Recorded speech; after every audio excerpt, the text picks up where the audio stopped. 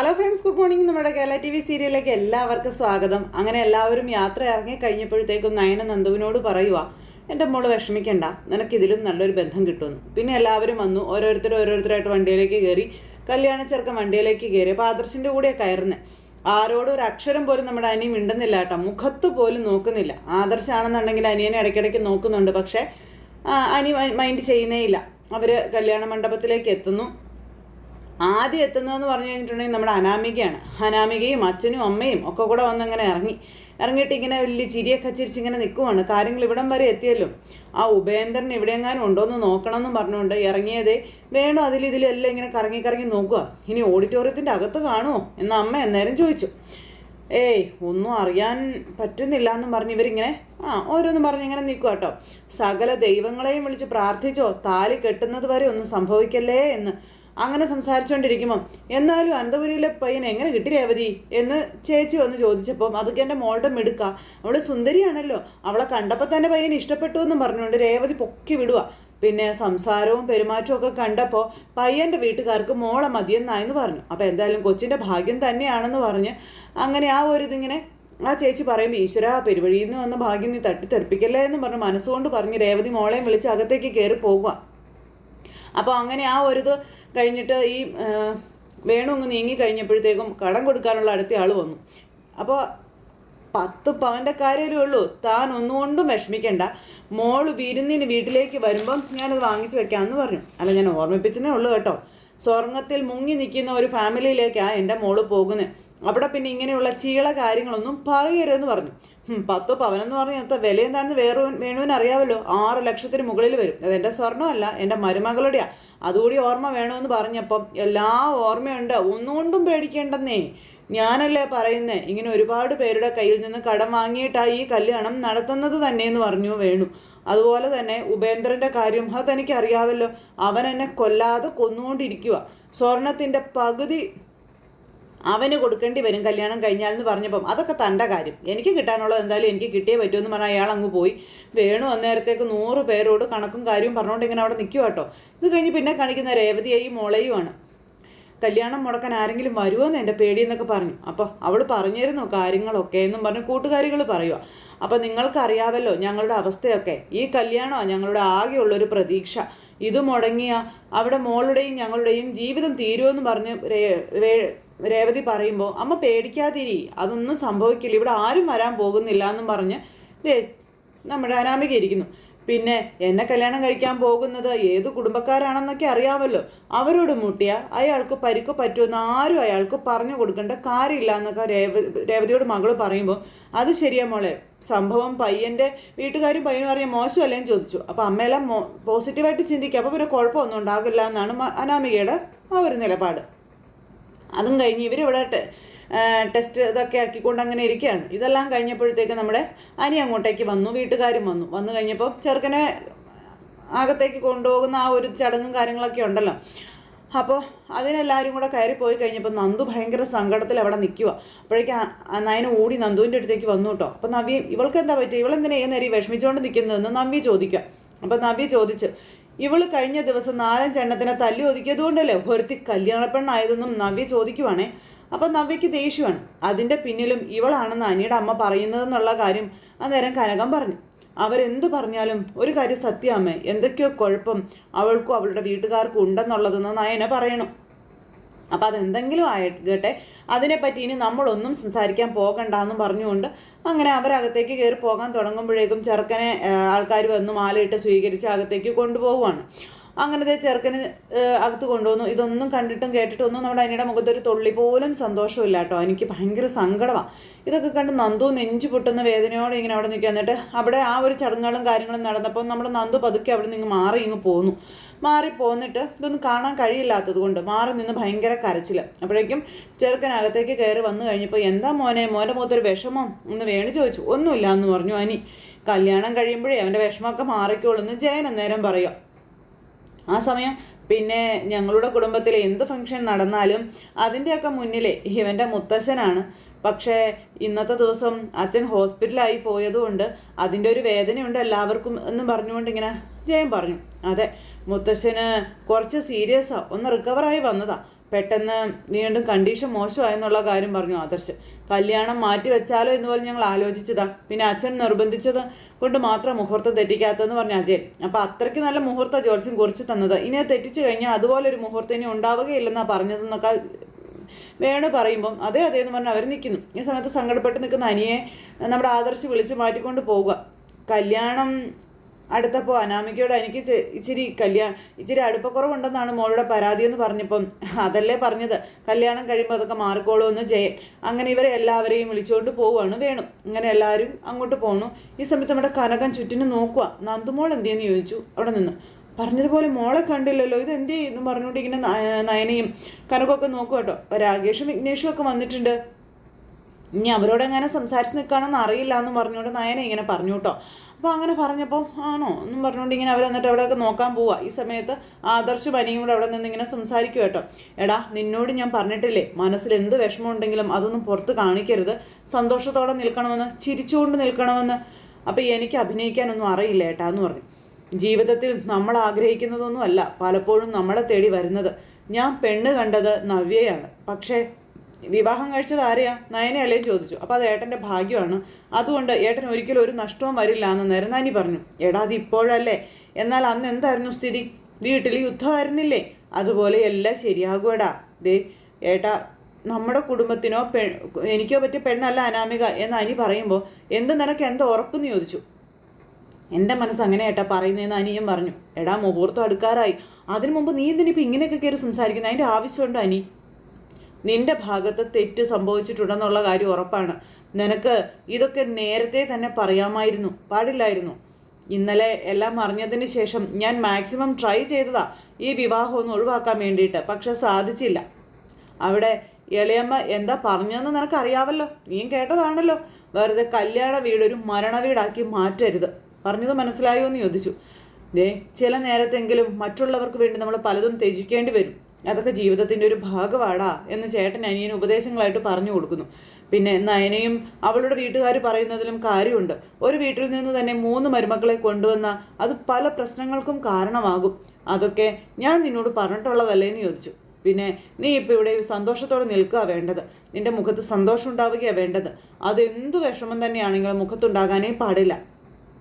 ഇപ്പം നീ വന്നപ്പോൾ അനാമികയുടെ അച്ഛനും അമ്മയും ചോദിച്ചില്ലേ എന്താ വിഷമമെന്ന്. എടാ അനാമികയ്ക്ക് അറിയാവല്ലോ നീയും നന്ദുവും തമ്മിലുള്ള ബന്ധത്തെപ്പറ്റി. വെറുതെ ആ കുട്ടി ഇനിയും പഴി കേൾപ്പിക്കരുതെന്നും പറഞ്ഞുകൊണ്ട് പറയുവാണ്. അതും പറഞ്ഞ് നമ്മുടെ ആദർശ് അങ്ങ് പോയി. അനി വീണ്ടും അവിടെ സങ്കടത്തോടു കൂടി ഇങ്ങനെ നിൽക്കുക, ഒന്നൊരു സമാധാനവും കിട്ടാതെ. ഇതെല്ലാം കഴിഞ്ഞതിന് ശേഷം നമ്മുടെ ദേവയാനി ഇങ്ങനെ കയറി വരുന്നു. അപ്പോൾ ജലജി അവിടെ നിൽപ്പുണ്ട്. അപ്പോൾ അച്ഛൻ ഇതുവരെ ഹോസ്പിറ്റലിൽ നിന്ന് വന്നിട്ടില്ല, അച്ഛൻ അപ്പോൾ അഭിയും വന്നില്ല എന്നുള്ള കാര്യം പറഞ്ഞു. അച്ഛൻ വരുവാണെങ്കിൽ കൂടെ വരുമായിരിക്കും എന്നും പറഞ്ഞ് നിൽക്കുന്നു. അപ്പോൾ അവിടെ ആൾക്കാരുണ്ടായിരുന്നല്ലോ, എന്നാൽ പിന്നെ അവനെ കൊണ്ടുവന്നുകൂടായിരുന്നോ എന്ന് ചോദിച്ചപ്പം എങ്കിലും വീട്ടുകാരാരെങ്കിലും വേണ്ട ഏട്ടത്തി എന്ന് ചോദിക്കുക കേട്ടോ. ആ സമയത്ത് പിന്നെ നമ്മൾ ആഗ്രഹിച്ചതുപോലെ ഒരു പെൺകുട്ടിയാ ഇന്ന് നമ്മുടെ വീട്ടിലേക്ക് വരാൻ പോകുന്നതെന്ന് പറഞ്ഞു ദേവയാനിയോട് ജലജ പറയുന്നു. എന്ന് വെച്ച് അവളെ കൂടുതലും മനസ്സിലാക്കുന്നതിന് മുന്നേ വാരിക്കോരി കൊടുക്കുമൊന്നും വേണ്ട എന്ന് പറഞ്ഞു. അതൊന്നും നീ അങ്ങനെ പറഞ്ഞേ, അല്ല നമ്മൾ ഇനിയും പറ്റിക്കപ്പെടാൻ പാടില്ലല്ലോ എന്ന് പറഞ്ഞു. അത് കേട്ടപ്പം എല്ലാവരും ഒരുപോലെ അല്ല ജലജയെ, എൻ്റെയും നിൻ്റെയും മരുമക്കൾ വീട്ടുകാരൊന്നും ശരിയല്ല. അതുപോലെയല്ല അനാമികയുടെ അച്ഛനും അമ്മയും, അവരൊക്കെ നല്ല ആഠ്യത്വമുള്ളവരാ. അതുകൊണ്ടൊന്നും പേടിക്കണ്ട, നമ്മൾ ആഗ്രഹിച്ച രീതിയിലുള്ള ഒരു കല്യാണം ഇന്ന് നടക്കാൻ പോകുന്നെന്ന് ദേവയാനിയുടെ വക. അവിടെ നമ്മൾ അനാമിക മോളെ നന്നായി സ്നേഹിക്കണമെന്നും പറഞ്ഞു. അങ്ങനെ തന്നെ ഏട്ടത്തി വേണ്ടത്. പിന്നെ അവരെപ്പറ്റി നമുക്ക് കൂടുതലൊന്നും അറിയത്തില്ലല്ലോ എന്ന് ജലജ പറഞ്ഞപ്പം അറിയാനൊന്നുമില്ല, അവരൊക്കെ നല്ല രീതിയിൽ ജീവിക്കുന്നവരാണെന്നും പിന്നെ അങ്ങനെ ഒരു മരുമകളെ കിട്ടാത്തതിൻ്റെ വേദനയൊക്കെ എനിക്കുണ്ടെന്നും ദേവയാനി ജലജയോട് പറഞ്ഞു. എനിക്ക് കിട്ടിയ ഏറ്റവും വലിയ ശിക്ഷയാണ് എൻ്റെ മരുമകൾ, അത് ഞാൻ എവിടെയും പറയുമെന്നും പറഞ്ഞു ദേവയാനി. അതും പറഞ്ഞു ദേവയാനി അങ്ങ് പോയി കഴിഞ്ഞപ്പോഴേക്കും ജലജ അവിടെ തന്നെ നിന്ന് നാശം എന്നും പറഞ്ഞുകൊണ്ട് ഇങ്ങനെ അവിടെ നിൽക്കുക കേട്ടോ. എന്തായാലും അത് കഴിഞ്ഞ് മകൾ ഒരുങ്ങുന്നിടത്തേക്ക് വേണു ചെന്നപ്പോൾ മോളവിടെ ഇങ്ങനെ ഒരുങ്ങിക്കെട്ടി ഇരിക്കുമല്ലേ. അപ്പം അച്ഛൻ വരുന്നത് കണ്ടപ്പോഴത്തേക്കും ഉള്ളിലൊരു ടെൻഷൻ, ചാടി എഴുന്നേറ്റ് ചെന്നു. എന്താ അച്ഛാ എന്നും ചോദിച്ചേ. അപ്പോൾ അച്ഛനും ആകെ പേടിയും എപ്രാളും. നന്ദു വന്നിട്ടുണ്ടോ അച്ഛാ? അപ്പോൾ വന്നിട്ടുണ്ടോ എന്നൊന്നും അറിയില്ല, ഇതുവരെ ഇവിടെയൊന്നും കണ്ടില്ല. അവൾ വരികയോ വരാതിരിക്കുകയോ എന്താണെന്ന് വെച്ചാൽ ചെയ്യട്ടെ, പിന്നെ ആ ഉപേന്ദ്രം വരാതിരുന്നാൽ മതിയായിരുന്നു എന്ന് വേണു മകളോട് പറഞ്ഞു. അപ്പം വന്നു കഴിഞ്ഞാലേ എല്ലാം കുളമാകും. അയാൾ വിളിക്കുകയോ മറ്റോ ചെയ്തായിരുന്നോ? അപ്പോൾ ഇല്ല, ഞാനാകെ ടെൻഷനിലാണ് മോളെ. മുഹൂർത്തം അടുക്കാറായില്ലേ, അച്ഛൻ ഇനി പേടിക്കേണ്ട കാര്യമൊന്നുമില്ല, ഇനി താലി കെട്ട് കഴിഞ്ഞാൽ പിന്നെ പ്രശ്നമൊന്നുമില്ലല്ലോ എന്ന് പറഞ്ഞു അനാമിക. എന്നിട്ട് 4 പാട് നോക്കിയിട്ട് ഞാൻ ആ വീട്ടിലേക്ക് കാലെടുത്ത് വെച്ച് കഴിഞ്ഞാൽ പിന്നെ ബാക്കിയൊക്കെ ഞാൻ നോക്കിക്കോളാമെന്ന് പറയുകയാണ് അനാമിക. അപ്പം അതുവരെ എത്തിക്കാനാണ് മോളെ പ്രയാസമെന്ന് അച്ഛൻ. അനിയെ കണ്ടില്ലേ അച്ഛൻ? കണ്ടു. അവൻ ആകെ വിഷമത്തിലാണെന്ന് പറഞ്ഞു. എന്ന് വെച്ചാൽ ഇഷ്ടപ്പെട്ടല്ലല്ലോ എന്നെ കെട്ടുന്നത്, അതിൻ്റെ ആണെന്ന് അനാമിക പറയാം. അതിൻ്റെ നിരാശ 100% അവനുണ്ട്. അതൊന്നും അച്ഛൻ കാര്യമാക്കാൻ നിൽക്കണ്ടെന്നും പിന്നെ എനിക്ക് അവനോട് പറയത്തക്ക സ്നേഹവും കാര്യങ്ങളൊന്നും ഇല്ല എന്നും അനാമിക പറയാം.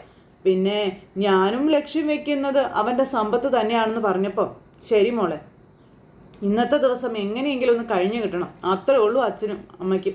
ശരിയെന്നും പറഞ്ഞുകൊണ്ട് അവിടെ നിന്ന് അനാമിക എങ്ങ് പോണു.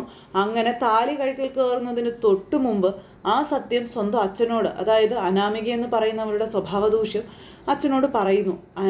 അനിയെ ഇഷ്ടമില്ല എന്നും സ്വത്ത് മാത്രം മതിയെന്നുള്ള കാര്യം. അതൊക്കെ കേട്ട് അച്ഛൻ ലാഘവത്തോടെ അങ്ങ് പോയി. ഇത് കഴിഞ്ഞതിന് ശേഷം പിന്നെ കനകവും അതുപോലെ നവ്യയും അവിടെ നിന്ന് സംസാരിക്കുക നന്ദുവിനെ കുറിച്ചുമൊക്കെ. നീ എന്താ മോളെ ഇങ്ങനെ മാറി മാറി നിൽക്കുന്നത്? നീ എല്ലാവരുടെ അടുത്തേക്ക് ചെല്ലാൻ പറഞ്ഞപ്പം എൻ്റെ പൊന്നമ്മ എനിക്ക് അങ്ങോട്ട് പോകാൻ പറ്റില്ല, എൻ്റെ അമ്മായിമ്മയും പിന്നെ നയനയുടെ അമ്മായിമ്മയും ആ പുതിയ മണവാട്ടിയെ പുകഴ്ത്തിക്കൊണ്ടിരിക്കുകയാണെന്ന് പറഞ്ഞു നവ്യ. ചിലതൊക്കെ കേൾക്കുമ്പോണ്ടല്ലോ കല്യാണമാണെന്ന് നോക്കാതെ പ്രതികരിക്കാൻ തോന്നുകയാണെന്നും പറഞ്ഞു. അങ്ങനെ പറയുമ്പോൾ മോളെ ഇപ്പോൾ ഒന്നും എൻ്റെ മോള് മിണ്ടാൻ നിൽക്കേണ്ടെന്ന് പറഞ്ഞു. എൻ്റെ അമ്മായിയമ്മയെ പിന്നെ സഹിക്കാം, ഇപ്പം എന്നെ ചെറിയ പേടിയും കാര്യങ്ങളൊക്കെ ഉണ്ട്. എന്നാൽ അതുപോലെയല്ല ആദർശേട്ടൻ്റെ അമ്മയുടെ കാര്യം. അവരോരോന്ന് പറയുന്നത് നയനെ ആയതുകൊണ്ടാണ് കേട്ടുകൊണ്ട് നിൽക്കണതെന്ന് പറഞ്ഞുകൊണ്ടിങ്ങനെ നിൽക്കുമ്പോഴത്തേക്കും ഗോവിന്ദേട്ടൻ അങ്ങോട്ടേക്ക് വന്നു. അപ്പോൾ ഗോവിന്ദേട്ടൻ വന്ന് കനകെ മോൾ എവിടെയാണെന്ന് ചോദിച്ചു, നന്ദു എവിടെയാണെന്ന് ചോദിച്ചു. അപ്പോൾ ഇവിടെ എവിടെയെങ്കിലും കാണും ഗോവിന്ദേട്ടാ, അവള് നമുക്കൊപ്പം ഇവിടുന്ന് ഇറങ്ങിയതാണല്ലോ എന്ന് നവ്യ അന്നേരം പറഞ്ഞേ. അതിനുശേഷം മോളെ കണ്ടിട്ടില്ല, അവളെവിടെ പോയെന്ന് അറിയില്ലെന്ന് ഗോവിന്ദേട്ടനും ടെൻഷനോടെ പറയുക. പാവം, ഇന്നത്തെ ചടങ്ങുകളൊന്നും കാണാനുള്ള ശക്തി അവൾക്ക് ഉണ്ടാവില്ല, അതുകൊണ്ട് എവിടെയെങ്കിലും പോയി മാറി നിൽക്കുന്നുണ്ടാവുമെന്ന് പറഞ്ഞു. നാളെ അവളുടെ മനസ്സിൽ ആ സങ്കടമൊക്കെ മാറിക്കോളും. പിന്നെ ഇപ്പോൾ അനാമികയുടെ കഴുത്തിൽ അനി താലി കെട്ടുന്നത് കാണുമ്പോൾ ഉറപ്പായും എൻ്റെ നന്ദൂട്ടൻ്റെ നെഞ്ചു പിടയുന്നുള്ള കാര്യം സത്യമാണെന്ന് പറഞ്ഞു. ഇവരുടെ അഹങ്കാരത്തിന് അനിയും നന്ദു ഒന്നിച്ചാൽ മതിയായിരുന്നു എന്ന് നവ്യ പറഞ്ഞപ്പം വെറുതെ പോലും മോൾ അങ്ങനെ പറയരുത്, ഇന്നത്തോടെ വലിയൊരു ടെൻഷൻ മാറി കിട്ടുകയാണെന്ന് അച്ഛൻ അന്നേരം നവ്യോട് പറഞ്ഞു. അച്ഛൻ്റെയും അമ്മയുടെയും ടെൻഷൻ മാറി കിട്ടുമായിരിക്കും, പക്ഷേ ഞങ്ങളുടെ ടെൻഷൻ തുടങ്ങാൻ പോകുന്നതേ ഉള്ളൂ എന്ന് നവ്യ അന്നേരം പറഞ്ഞു. അവളുടെ മുഖം കണ്ടാലേ അറിയാം അവളാകെ ഒരു അഹങ്കാരിയാണെന്ന്. എന്തായാലും നമ്മളെക്കാളും പണവും പത്രാസൊക്കെയുള്ള വീട്ടിലൊരു കുട്ടിയാണ് അനാമിക. അതിൻ്റെതായ ഒരു പരിഗണന നിൻ്റെയും നയനയുടെയും അമ്മായിമ്മമാര് അവൾക്ക് കൊടുക്കുമെന്നുള്ള കാര്യം 100% ഉറപ്പാണ്. പിന്നെ ഇപ്പം തന്നെ അവരുടെയൊക്കെ സംസാരം ആ രീതിയിലാണല്ലോ, അതുകൊണ്ട് നിങ്ങളൊക്കെ ഒരു പൊടിക്ക് ഒതുങ്ങി നിൽക്കുന്നതാണ് നല്ലതെന്ന് പറഞ്ഞപ്പം അതിനൊന്നും എന്നെ കിട്ടത്തില്ല അച്ഛാ. അവൾക്കുള്ള അതേ അധികാരവും അവകാശവും ഞങ്ങൾക്കും ഉണ്ട്, പിന്നെ എന്തിനാണ് ഞങ്ങൾ ഒതുങ്ങുന്നത്? അതിൻ്റെ ആവശ്യം എന്താണെന്ന് ചോദിച്ചപ്പം അതല്ല മോളെ, അതെ അത് പിന്നെ നിങ്ങൾ രണ്ടുപേരും നേർവഴിയിലൂടെ അല്ലല്ലോ അവിടേക്ക് കയറിയത്, അപ്പം അതിൻ്റെതായ ഒരു ഇത് നിങ്ങൾക്കുണ്ടാകുമെന്ന് പറഞ്ഞപ്പം അമ്മേ അങ്ങനെ ഒരു ഗതികേട് ഞങ്ങൾക്കുണ്ടായിട്ടുണ്ടെങ്കിൽ അതിൻ്റെ കാരണക്കാരി ഞാൻ മാത്രമാണ്, പിന്നെ അഭിയും. അവരെന്നെ ചതിച്ചില്ലായിരുന്നെങ്കിൽ ഞാൻ നേരായ മാർഗത്തിൽ ആദർശേട്ടൻ്റെ ഭാര്യ ആവില്ലായിരുന്നു ചോദിച്ചു. അപ്പം അങ്ങനെയൊന്നും നീ പറയണ്ട, ആ സമയത്ത് പോലും ഈ നിൽക്കുന്ന നിൻ്റെ അമ്മ ഒരുപാട് കള്ളങ്ങൾ പറഞ്ഞതാ, അന്ന് നടന്ന കാര്യങ്ങളൊന്നും എന്നെക്കൊണ്ട് പറയിപ്പിക്കണ്ടെന്ന് പറഞ്ഞ അച്ഛൻ ഇങ്ങനെ ദേഷ്യപ്പെട്ടു. അതുകൊണ്ട് തന്നെയാണ് നിങ്ങളുടെ കല്യാണ ശേഷം എന്നേക്കാളും ഉറക്കം നഷ്ടപ്പെട്ടു പോയത് ഇവളുടെ കയ്യിലിരിപ്പിൻ്റെയാണെന്നൊക്കെ അച്ഛൻ പറഞ്ഞു. നന്ദുവിനെ കാണുകയാണെങ്കിൽ എൻ്റെ അടുത്തേക്ക് വരാൻ പറയണമെന്ന് പറഞ്ഞു ഗോവിന്ദേട്ടൻ അന്നേരം അവിടെ നിന്ന് അങ്ങ് പോയി. ഗോവിന്ദേട്ടൻ അങ്ങ് പോയി കഴിഞ്ഞപ്പോൾ ഇവർ രണ്ടുപേരും അവിടെ ഇങ്ങനെ സങ്കടപ്പെട്ട് നിൽക്കും. അപ്പം എന്നെ കാണിക്കുന്ന നന്ദു ഇങ്ങനെ ഒരു സൈഡിൽ ഇങ്ങനെ അമ്പലത്തിൻ്റെ സൈഡിൽ പോയിരുന്നു ഭയങ്കര കരച്ചിലായിട്ടോ. അപ്പോഴേക്കൊരു ചേട്ടൻ അങ്ങോട്ടേക്ക് വന്നു, ഒരു സന്യാസി പോലത്തെ ഒരു ചേട്ടൻ. അപ്പോൾ എന്തിനാ മോള് കരയുന്നതെന്ന് ചോദിച്ചു. അപ്പം ഞാൻ കരഞ്ഞില്ലല്ലോ, പുറമേയുള്ള കരച്ചിൽ കണ്ണീര് തുടച്ചാൽ ഇല്ലാതാകും മോളെ, എന്നാലേ ഉള്ളിലുള്ള കരച്ചിലുണ്ടല്ലോ അത് അത്ര പെട്ടെന്നൊന്നും പോകത്തില്ലെന്ന് ആ സന്യാസി ചേട്ടൻ പറഞ്ഞു. എനിക്കറിയാം മോൾ എന്തിനാ ഇങ്ങനെയൊക്കെ വേദനിക്കുന്നെന്ന്. മോളുടെ മനസ്സിലൊരു പയ്യനുണ്ടല്ലോ, അവൻ മോളുടെ കഴുത്തിൽ താലി കെട്ടും എന്നിങ്ങനെ പറഞ്ഞപ്പോൾ ഇനി അത് നടക്കില്ല സ്വാമി എന്ന് പറയുക. പിന്നെ അവൻ്റെ കല്യാണം എന്ന് പറഞ്ഞപ്പം ആയിക്കോട്ടെ, അയാൾ എത്ര കല്യാണം കഴിച്ചാലും മോൾക്കൊപ്പമേ അയാൾക്ക് ഒരു ശാശ്വത ജീവിതം ഉണ്ടാവുകയുള്ളൂ എന്നും അതുപോലെ തന്നെ മോളൊരു ദാമ്പത്യ ജീവിതം നയിക്കുന്നുണ്ടെങ്കിൽ അത് അയാൾക്കൊപ്പം ആയിരിക്കും എന്നുള്ള കാര്യങ്ങളും ആ സ്വാമി പറയത് കേട്ട് നന്ദു ഒന്നും ഞെട്ടി. എനിക്കിനി അങ്ങനെ ഒരു ജീവിതം വേണ്ട എന്ന് പറഞ്ഞപ്പം വേണ്ട എന്ന് നമ്മൾ തീരുമാനിച്ചാലും സംഭവിക്കാനുള്ളത് അത് സംഭവിച്ചല്ലേ പറ്റൂ. നമ്മുടെ തലവര മാറ്റാൻ നമുക്ക് പറ്റില്ലല്ലോ മോളെ. ഇത്തിരി വൈകിയാണെങ്കിലും മോൾ ആഗ്രഹിച്ച പയ്യൻ മോൾക്ക് സ്വന്തമാകുമെന്നുള്ള കാര്യം തറപ്പിച്ച സ്വാമി നമ്മുടെ നന്ദുവിനോട് പറഞ്ഞു. നന്ദുവിന് വീണ്ടും വീണ്ടും പ്രതീക്ഷകൾ കൊണ്ടിട്ട് കൊടുത്തിട്ട് ആ ചേട്ടൻ അങ്ങോട്ടേക്ക് പോയി. ആ കല്യാണ ദിവസമാണ് നന്ദു ആ സത്യം തിരിച്ചറിയുന്നത്. എന്നിട്ട് അവിടെ അങ്ങനെ ഇരിക്കുക. എന്നിട്ട് നേരെ ഭഗവാന്റെ മുന്നിലേക്ക് പോയി. എന്നിട്ട് അവിടെ പോയി ഇന്നിങ്ങനെ പ്രാർത്ഥിക്കാം. ഇന്ന് അനിയുടെ കല്യാണമാണ്, ഇനി അവരുടെ ജീവിതത്തിൽ ഞാനൊരു സംസാര വിഷയമാകാൻ പാടില്ല എന്നൊക്കെ പറഞ്ഞുകൊണ്ട് അങ്ങനെ നന്ദു മനസ്സൂരുകി ഭഗവാനോട് പ്രാർത്ഥിക്കുക കേട്ടോ. അങ്ങനെ അനി എന്നും സന്തോഷവാനായിരിക്കണം, നല്ല ഒരു ജീവിതം അവനുണ്ടാവണമെന്നൊക്കെ പറഞ്ഞു. അപ്പോഴത്തേക്കും തിരുമേനി ഇതൊക്കെ ആയിട്ട് ഇങ്ങനെ വന്നു, ചന്ദനവും തീർത്ഥവും ഒക്കെ ആയിട്ട് ഇറങ്ങി വന്നു. അത് കഴിഞ്ഞ് അദ്ദേഹം അങ്ങകത്തേക്ക് കയറിപ്പോയി. നന്ദു വന്നിട്ട് പ്രാർത്ഥിച്ചിട്ട് അവിടെ നിന്ന് പോരുകയും ചെയ്തു. നന്ദു ഇങ്ങ് പോരുന്ന സമയത്തും ആ സ്വാമി പറഞ്ഞ കാര്യങ്ങളിങ്ങനെ ആലോചിച്ച് നന്ദു വരുന്നിടത്ത് ഇന്നത്തെ നമ്മുടെ കഥയും അവസാനിച്ചു. എന്തായാലും എന്താണോ വിധിച്ചിരിക്കുന്നത് അതേ നടക്കുകയുള്ളൂ എന്നുള്ള കാര്യം അദ്ദേഹം പറഞ്ഞത് നന്ദുവിന് അത്രയ്ക്കങ്ങ് വിശ്വസിക്കാൻ കഴിഞ്ഞിട്ടില്ലെങ്കിലും 100% അത് ഉറപ്പാണെന്നുള്ള കാര്യം തീർച്ചയാണ്. ഓരോരുത്തരുടേതായ സ്വഭാവങ്ങൾ ഇങ്ങനെ പുറന്തള്ളി വരുമ്പോൾ സത്യങ്ങളെല്ലാം നീക്കി പുറത്തു വരികയും ചെയ്യുന്നു. അങ്ങനെ ആ ഒരു സിറ്റുവേഷനും കാര്യങ്ങളൊക്കെ കൂട്ടിയിണക്കിക്കൊണ്ട് നല്ല സൂപ്പർ ഹിറ്റ് വിശേഷമായിട്ടാണ് ഇന്നത്തെ നമ്മുടെ കഥ വന്നിട്ടുള്ളത്. കല്യാണ വിശേഷങ്ങൾ എല്ലാവരും കാത്തിരുന്ന് കാണണം. ഒരുപാട് ഇനി കാണാനും കേൾക്കാനും ഒക്കെയുണ്ട്. അപ്പോൾ ആരും തന്നെ മിസ് ചെയ്ത് കളയാതെ എല്ലാവരും കാണണേ. എല്ലാവർക്കും നല്ലൊരു ദിവസം ആശംസിക്കുകയാണ്. എല്ലാവരുടെയും സപ്പോർട്ടിനും സ്നേഹത്തിനും ഒത്തിരി നന്ദി ഹൃദയത്തിൻ്റെ ഭാഷയിൽ അറിയിക്കുന്നു. അടുത്ത സൂപ്പർ ഹിറ്റ് കഥയുമായി കാണുന്നത് വരെ എല്ലാവർക്കും നന്ദി.